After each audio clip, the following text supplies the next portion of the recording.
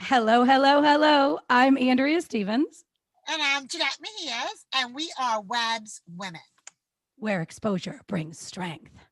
Hey, hey, what's going on? Hey, hey, hey. We are here with a guest today. It is the beginning of December. Woohoo! Hallelujah. We just got over Thanksgiving. I Yeah. feel like endless turkey, like eating. It's been crazy. But I'm excited to have our boy on here tonight to drop some really good stuff and share his story. Westley Morris is a really dear friend of ours, and we're just excited that he took the time to kind of come on here and hang out with us and share a little bit about him and his story. So, Yeah.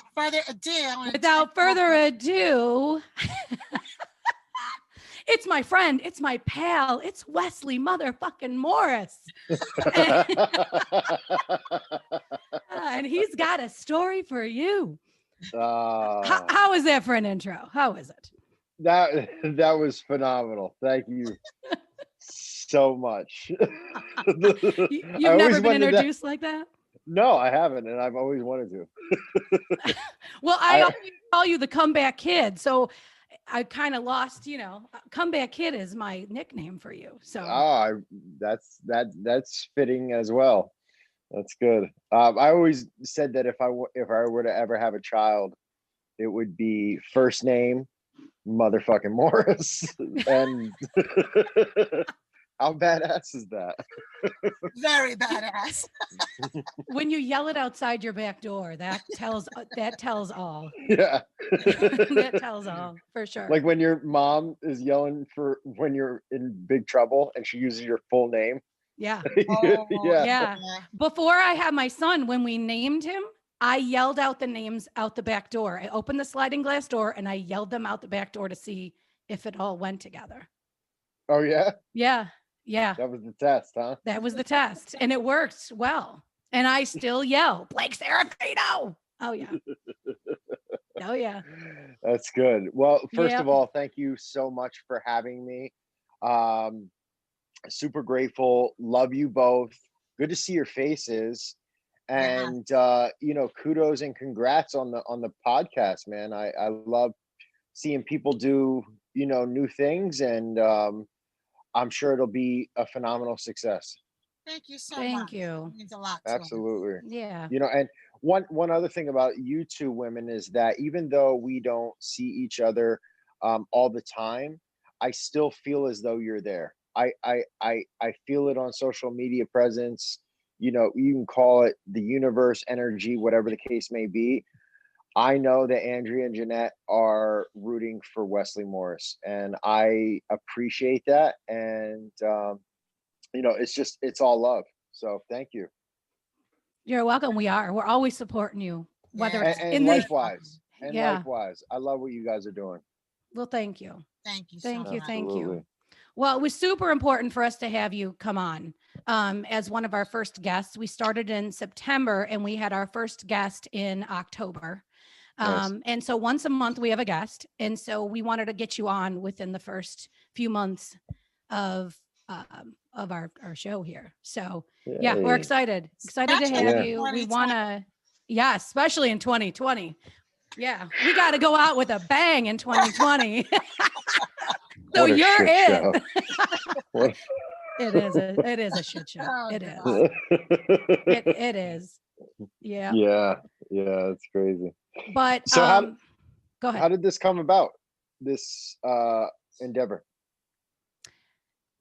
With our podcast, we basically, since 2020 was out of control, we talked on the phone quite a bit, more than normal, because we didn't see each other. So when we talked on the phone, a lot of our conversation was personal stuff. And then it started to get into like everyday stuff that went on. And then we just we feed off of each other in these conversations. And by the end, we were cracking up and laughing. And I was like, we got to start a podcast because you know how much fun this would be? Yeah. I mean, it would be fun for us, but I think it's everyday. These are just everyday things that people talk about. They bullshit about. I mean, we talk about Hallmark movies. We talked about all kinds of stuff. Yeah. But, I think a lot of it is that people talk about these things regularly, but people are scared to really say anything. Everybody hides behind social media, or they want to put this certain, this is the way their life is out on social media, when really, I mean, everybody puts their pants on the same way. Everybody is feeling 2020 is, it's a shit show. And I think everybody's feeling it and everybody's trying to be positive, but it's, we always try to find at the end of our conversations, even if we're bitching or crying, we always try to end laughing. So that's where exposure brings strength comes into play. Yeah. Yeah. And I think we had a lot of similarities. I mean, we've been through a lot personally. And then we thought, wow, we really need to kind of share and bring others who have been through, so much, but has come through the other side. And that's where the strength comes from. And so here we are. I think this is episode 13 or 14. 13. 14. 13 or 14. 13. I think it's 13. Yeah. I think it's your favorite number, 13. Yes, it is. It is. So. Oh.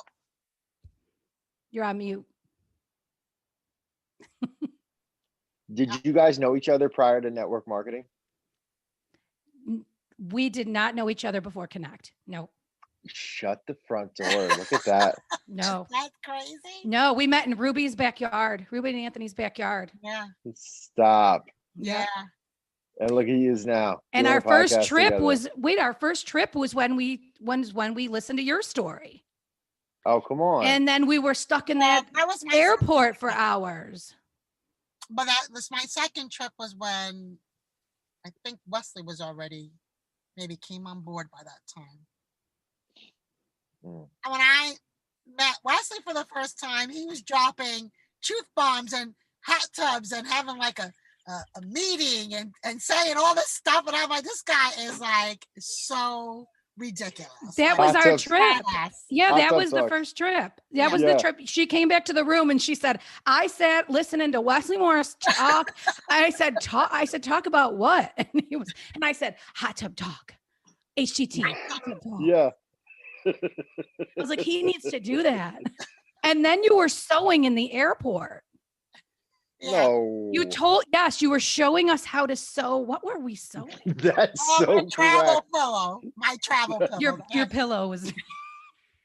Yeah. Who had a thread and needle? I'll never know.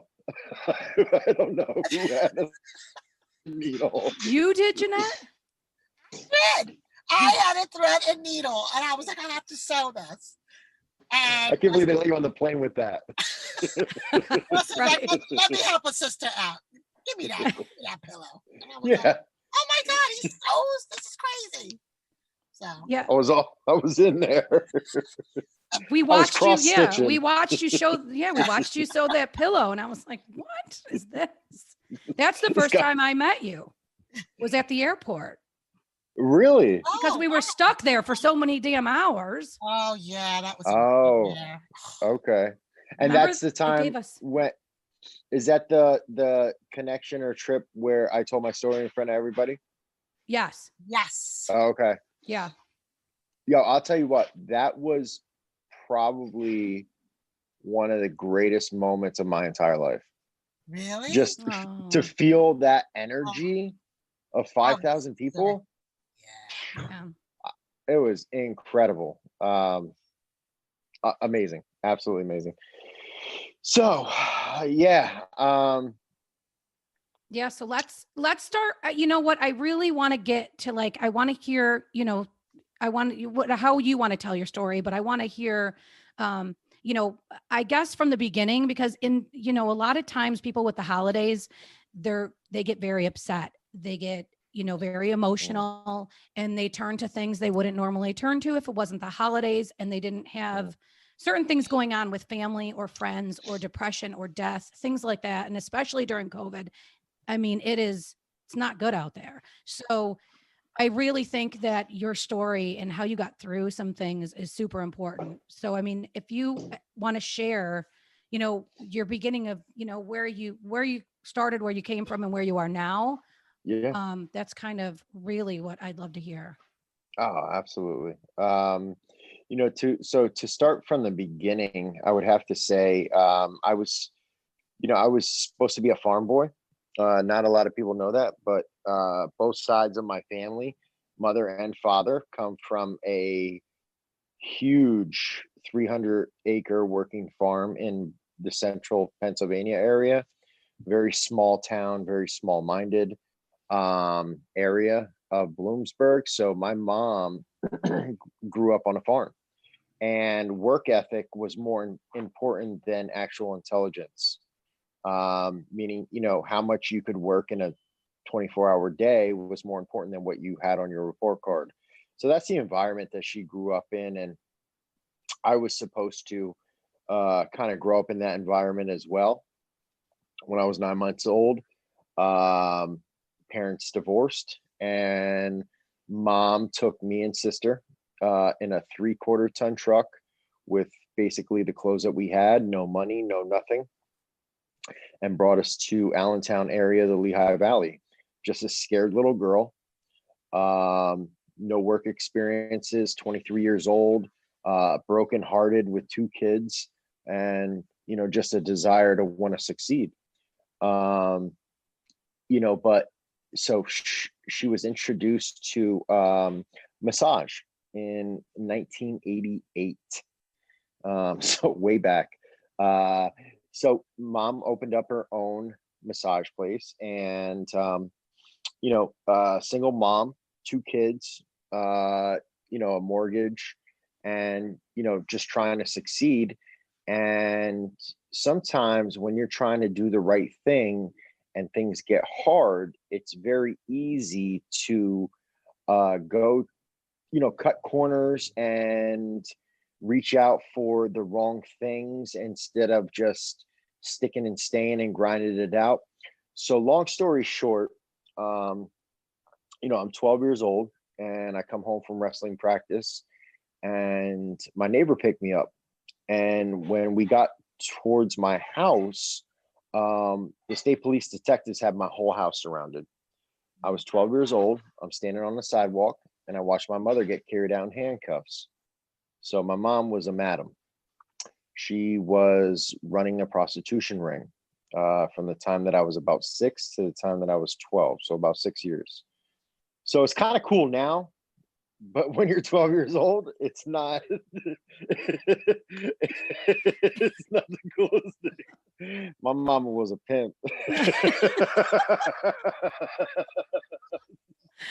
Oh, You gotta.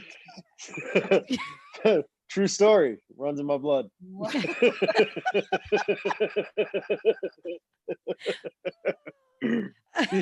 Oh my God, I can't. Only you. Yeah. We're laughing. Like, really? I love when you bring humor to the Oh my story. God. Absolutely. And you know what? I really didn't know that about your I story. didn't know that either. How could you ever? I never. They only gave me 2 minutes in Texas. I couldn't really tell the whole thing. I felt like it was longer, but that part was not included. No, it wasn't. I was running these hoes. No, Okay, so what happened after that? Because now I gotta know. Yeah, really. So I'm 12 years old. I'm in 6th grade. My mom's arrested for running a prostitution ring in a small town. Big thing. When you're in a small town and something like that happens, they don't just brush it under the rug, right? Right. So I go to school, and everybody knows. My teachers know, kids know. I get made fun of a lot. Your mom's a whore. Your mom's a prostitute. Yada yada yada. I couldn't deal with the pressures.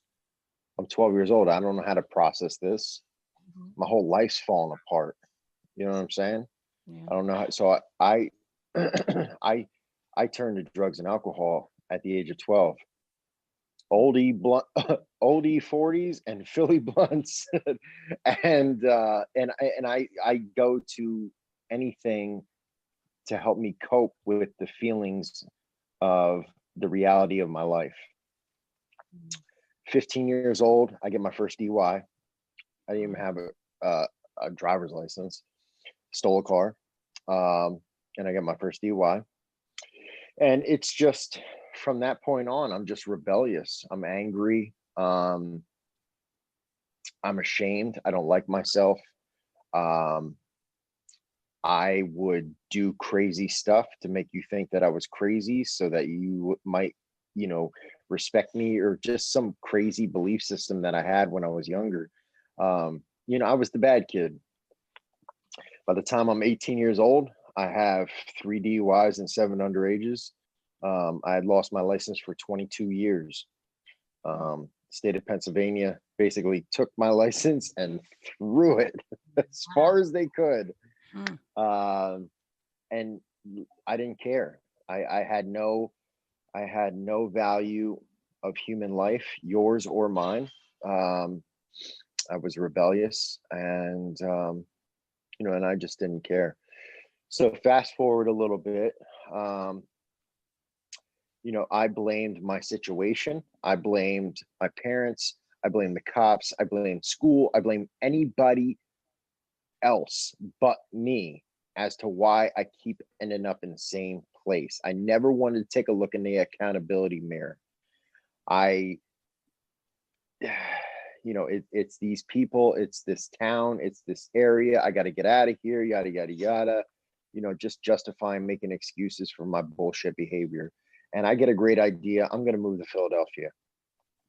I'm out of here. See you later, suckers. So I moved to Philadelphia at 25 years old, only to take me with me. So I'm in Philadelphia. I'm driving without a license. Basically, the only time that I'm sober is the time that I'm at work. I always tried to mask my feelings with a job, a girl, certain social acceptability, things of that nature. And at 27 years old, and I'm really fast forwarding, I get addicted to painkillers. The kid that said it would never happen to him, I'm just doing this and doing that, and I'll never be that person. I get addicted to painkillers, which led to heroin use.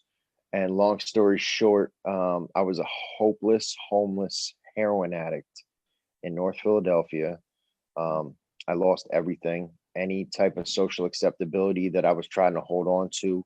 The girlfriend gone, the apartment gone, the job fired, and I was reduced to panhandling in the middle of the street, selling bottles of water, just praying that I could sell 10 of these motherfuckers so I could get a bag of dope so I don't have to be sick anymore. And I remember the look on the cars' faces as they would pass, and the look of disgust as I'm standing in the middle of the street. I'm dirty. I'm 50 pounds less than I am right now.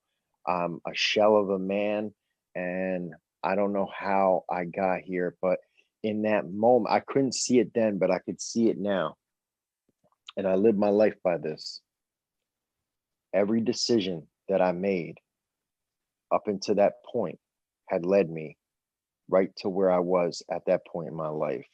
The decision not to deal with my feelings when I was younger, the decision not to deal with the kids or deal with the internal issues of why I felt as though that was all I was worth, had led me right to that point where I was right then. And it was probably one of the lowest points in my entire life, but it was also one of the greatest points in my entire life, because what I looked at as one of my biggest downfalls has now become my greatest strength. And I use that as positive energy in order to overcome and hustle and fight and dig down deep when shit gets hard. I remember where I was and I draw from it, and I use it as motivation to inspire others and to strive to be the best version of myself. And that is one of my greatest strengths, is that I can look back at where I was and I can go back there and I can use that as energy to persevere when times get tough now. So, I changed everything. If there's anybody listening on this thing that is ever in that situation, the main thing that I needed at that point in my life was just for someone to love me. I just needed a hug. I needed a deep, sincere, genuine hug. I didn't need any more shame and guilt thrown on me because I already felt enough by myself. So I just needed a hug, and I began to change my ways. I changed the people that I surrounded myself with. I didn't go to certain places. I began to self-develop. I got involved in fellowships that helped me to, change my ways, and I became a welder. I was an iron worker welder. I made about 70 grand a year. When you're selling bottles of water for $1 a piece and somebody tells you they're going to pay you $70,000 a year, it's like you hit the lotto. Lottery. Yeah. Yeah. I know that's right. Powerball, right? 70 what? And I don't even have to take my clothes off. This is great. Oh my God. So I made, I was a welder, but I was working 60, 70 hours a week, traveling up and down the East Coast, in and out of hotel rooms. And, I have all the social acceptability now. My life's changed. I'm not using anymore. I got some things, I got some money. Why do I still want to put a bullet in my brain? Why am I so angry? Why am I so depressed? Right? Isn't things supposed to be good? I'm making 70 grand a year, right? This is what America and society tells me I'm supposed to be happy, but I'm not happy. And I realized that success without fulfillment is the ultimate failure. And you can't fix a spiritual void with a physical thing. So you can make all the money you want, but if you're not fulfilled at the end of the day, then you're just a miserable prick with money. Yeah. And I learned that at the age of 30 years old. So when I realized that, I completely reversed my path. And in doing so, I didn't know how I was going to pay my rent. I didn't know what I was going to do. At the time I was still driving without a license. Right. I'm driving without a license. I'm making good money, girlfriends, whatever. And, I have all this social acceptability, but I'm still not happy. So I completely reversed, told the job I got to go, told the girl she got to go, told the landlord that I was living at, I got to go. And I sold my car and I began to ride a bicycle at 32 years old. I said, for once in my life, I'm going to do things right. And I start riding a bicycle at 32 years old. And through that, one day I hear this voice and it says, it's God. It says, go help your mom. Go help my mom. My mom's a massage therapist. Oh yeah, by the way, quick backstory. She gets arrested in 97 for running girls. And in 2000, I come home from school and Donovan McNabb is at my house. So 3 years after her downfall, because she stayed in the same place underneath the same name in the same town and did the right thing, she was the head massage therapist for the Philadelphia Eagles from 2000 to 2012. Wow. Every big name that you can think of on the Eagles was in our business. Wow. My mom's the strongest woman I've ever met in my entire life. She had a whole town kicking her back in for years and would never let her live down the mistakes that she made in the 90s. And she fought and stayed and went to church and did the right thing.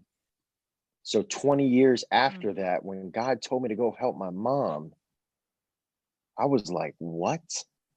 I'm an iron worker welder, right? I climb big, tall buildings and cut stuff down, and I'm rough, rugged, and raw. I wear steel toe boots. You want me to rub backs? What? I'm riding a bike, riding a bicycle. You know, the thing about riding a bicycle when you're 32 years old is your mind tells you that everyone is laughing at you. Yo, they're laughing at you, bro. You're riding a bicycle. To this day, I don't know who they are. I was gonna say, what, your ass hurts? Like what? People are looking at you. I was thinking, your butt hurts riding every day, not like. And you're in great shape, so. Right? There is no they. So many times we make decisions based on they and what they think. Right. Yeah. And the they Absolutely. is right in between our ears. Yeah, that's so true. It's the narrative that you tell yourself. And Exactly. one of the things that I love and admire about you, Wes, is when you tell your story, that's not your story anymore. I know it's your story, but you're not in that. Right. It's just something you share to cast a hope to others that might have landed in that place. And you are an epitome of true inspiration and strength. I don't think anybody, honestly, I think they should make a movie about your life. Seriously. No joke. Because this is like something like, I'm listening to you, and I know that this is not my first time, but I kind of feel like when I hear you, it is like the first time for me, to be quite honest, because you insert things that I don't recall you sharing, but it's like I feel like I'm watching a movie in my head as you. I know. Is Lifetime listening? Yeah, seriously. Like it's. Maybe we got to write a letter to Lifetime. But respect for you, Wes. I really do. I always have. I think that there's just something about you that's really unique. It's special, and I'm just really glad to see you where you're at. Wow, that was from the heart, Jeannette. Thank you. Yeah, well, I'm all heart, beautiful. You know that. Yeah. Yeah. So right now, currently, you are doing multiple things. So let's talk about all those things you're doing. Yeah. Awesome. So I was obedient. I came and I helped my mom, and when I came to help take over the family business, I realized that if I didn't do something, it was going to die. The only problem was that she was still operating underneath the same name, in the same town, and she was a one-man band. This is my mom that I've watched put her blood, sweat, and tears, and has overcome so much in the last 27 years at that time, that I didn't want to, I wanted to take care of her because of all the years that I put her through hell. This was my way of giving back, I guess.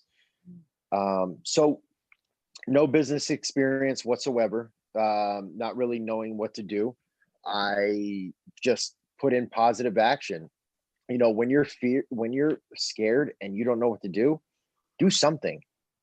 Do anything, even if it's wrong, just do it and learn along the way. And that's exactly what I did. I just started hustling, started giving out free massages for Mother's Day at all the farmers markets. And I learned marketing and branding and accounting. And I learned every facet of small business as I went, and I rebranded, I changed the name, new facade, website, online, everything, just massive amounts of action. And I painted the facade. I painted the front of the building to make it look like nice and stuff, and put new signage on, and new everything. And I got the town to pay 50% of it. It was just a facade improvement program.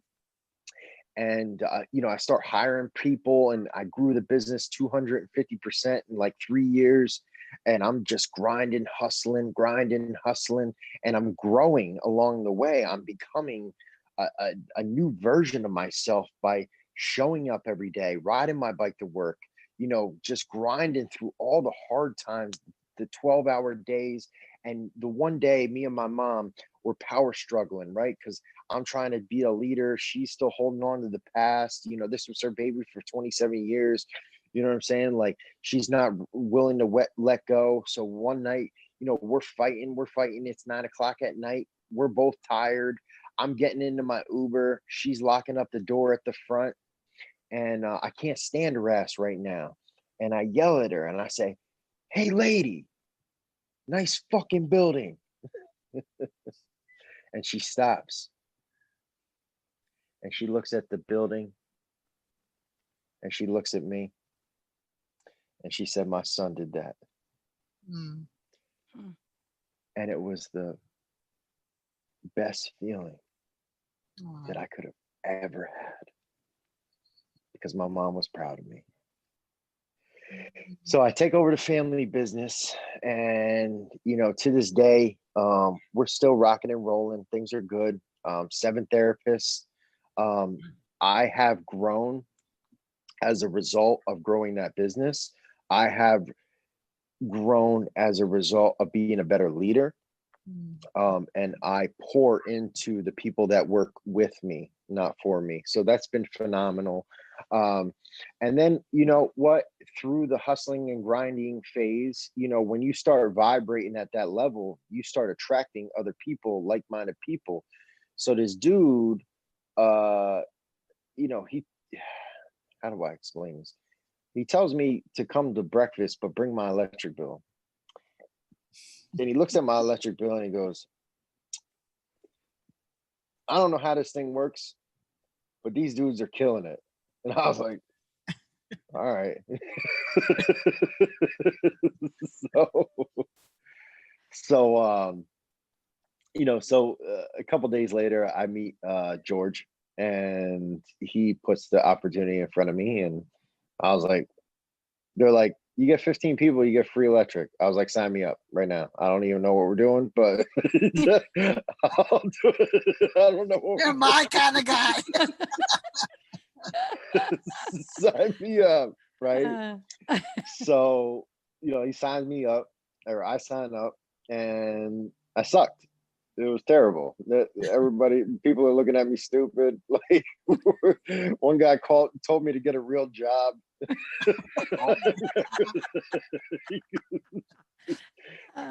People call me a scam artist. They don't want to talk to me. I'm like, what did I sign up for? What the hell is this? Right? So then I'll never forget two of the leaders in my area. They gave me a ride home, right?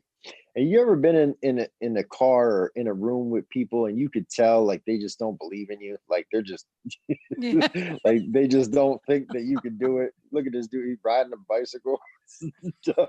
Right? His mom's a pimp, kid's a heroin addict. He's riding a bike. He's a dud. Oh my gosh. And something triggered in my brain that said, I am going to fucking figure this out, and I will not stop until I succeed. And when you're trying to take the island, you got to burn the boat. And I burned the boat mentally in saying that I will wake up at 4 o'clock in the morning. I will watch network marketing videos. I will talk to every motherfucker who's ever been successful, and I will figure this shit out just so I could fucking prove you wrong, you cocksuckers. So they were your they. Yes, they were the they. Yeah. I will show you. Can you tell I'm Irish? Oh. Oh, it's crazy. Yeah, I will go to insane lengths to prove someone wrong. Well, you did it from where you're at now at this point. You did it. Because I became senior director in 9 months. I went to the top 3% of the company, no network marketing experience whatsoever, no car, and I did it. I was determined to succeed. I remember they're like, "You hit senior director." I was like, "Is that good? Is that a good thing?" What does that mean? Yes. You're going on a trip. Yeah.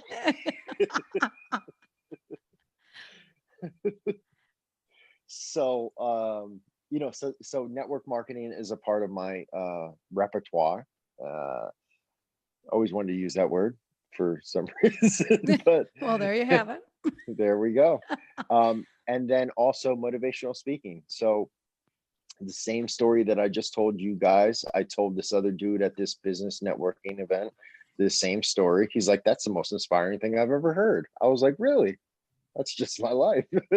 He's like, I want to make a motivational video about you. I was like, cool, let's do it. So he comes over with his camera crew and Wow. makes a motivational video about me. And I was like, we did the whole thing in like 35 minutes. I was like, I didn't realize you could make a video in 35 minutes. And it came out like really, really good. And that got my wheels spinning, and that got, some traction and stuff. And next thing you know, schools want me to come speak, and word gets around to connect. And, next thing you know, I'm in front of 5,000 people telling my story. And it turned into a motivational speaking career, which also turned into a professional coaching. So I now have my first paid coaching client. We didn't know that. See, we're learning. Wow. Yeah. Congratulations. Yes, that's great. Awesome. Yeah. So so there's those three things that I do, so I stay real busy. You know what, Wes, I got to say, when I first met you, just the way you spoke, and I look for this, and that's just, I always, and most people, if I don't see it, I delete them immediately. But truthfully, your story tells all of it, but your heart has led you.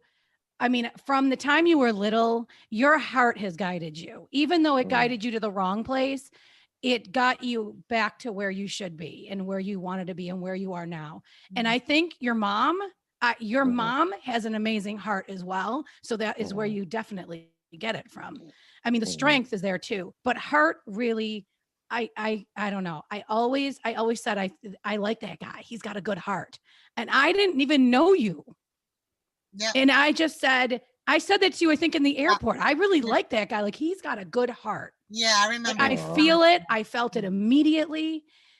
And I don't know why, but there's some people that I'm like, you just get that vibe. You know when somebody's real. And I know for me, I was like, he's just so real. He's like, he's like a good guy. But that was in the airport with a couple. We only were there for a short time, and I was like, and that's why when we came back, I was like, I want to share his videos. Like, I want to have him on my website, because the story was so powerful, but you telling it takes it to a whole new level.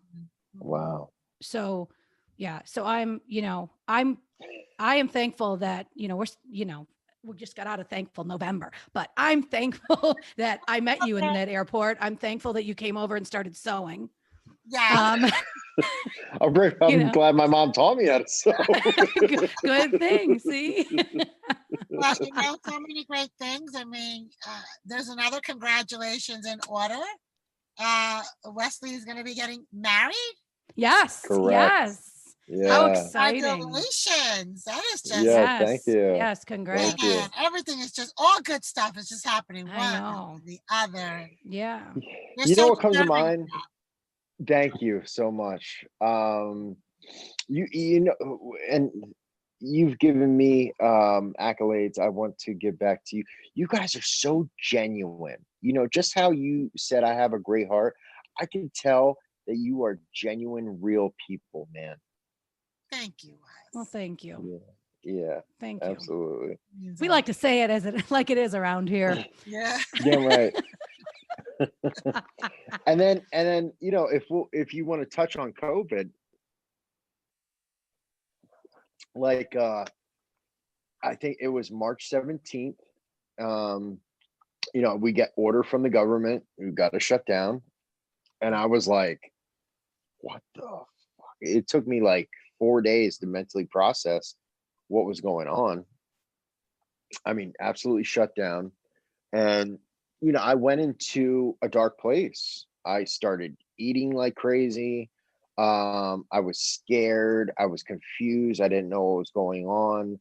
I start gambling in the stock market, which is weird because I don't really do that.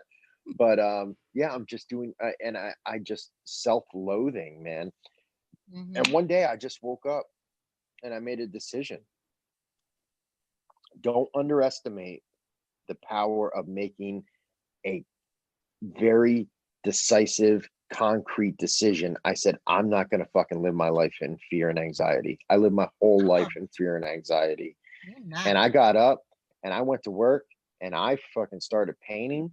And this shit looks amazing. I saw the picture. Yo, Oh my God. It looks good. I completely renovated our whole place. And the whole time I was thinking to myself, fuck you, Governor Wolf. I'll show most people are swearing at their governors. Most small businesses. Oh, you, I love that. As if he knew. Well, if you're listening, you know now. Yeah, exactly. Yeah. My little pin doll that I was poking that I sewed up myself. Oh. But it must have been really refreshing to walk in and open back up all brand new like that. Oh, wonderful. You know, and have people come in and be like, wow. And support you and continue, you know. Yeah. Giving you that. Oh, it's been insane ever since. Yeah. It's been like record numbers. Like it's I can't keep up with demand. It's unbelievable. And I say that to say that, you know, when you put energy into something, you know, so many people start something and they don't really put energy into it. They just kind of try it. I mean, it didn't work. But when you go all in, when you put your heart and soul into something, it's destined to succeed. Absolutely. Yeah. All in. All in. 100%. There's no question that your story has been about playing full out, you know, whether it's making reckless decisions, who cares? We've all done it. But you came on the other side of that and you still playing full out. And to me, like, it's like, wow, you know, I you know, every now and then I need to be inspired and never fails. Anytime I listen to Wes, I get inspired. So thank you so much. This has been a treat. My gosh. We're going to come back and listen to this podcast every time we feel down. I'll probably be replaying this multiple times. You guys are the best. You guys are the best. Absolutely. Thank you. Well, listen, I cannot wait to see you guys sometime soon. Yeah. Yes, in person. Yes. Definitely. Yes. We'll have to take a road trip and come check you out. Yeah. I don't think you're that far. No. Maybe an hour? Where are you guys at? You're in North Jersey, right? I'm in Central. I'm North. Yeah. Andrew's a little farther. But... Well, wait. What? No, I think I'm No, maybe you're I think I'm in Allentown. Yeah? Yeah, that's where we're at. Yeah, I'm like an hour. Yeah, me too. Right? Yeah, I'm an hour and 10 minutes, something like that. I've never driven there. I think it's an hour. My husband has though, so I think it's an hour. Okay. Girls' massage day. I can see it already. Yeah. Yeah, we're coming. Absolutely. No, Jeanette said no. I said yes, but I don't know why my head was thinking no. Oh, because I was like, wait, what? Yes. Yes. Yes. Yeah. Yes. How did I do that? That's too funny. Oh man. Yeah. So soon, definitely. Hopefully, we see you in person. But yeah, I'm so happy to hear your voice. It's even like, yay. I feel like I've been stuck in this house for so long. Yeah, in the office. I feel like, geez, oh man, I got to get out of here. But it just, you know, to hear your voice, to see you on Zoom, to, you know, hear your story again, you know, and it all comes from the heart. I know, all jokes aside, it comes from the heart.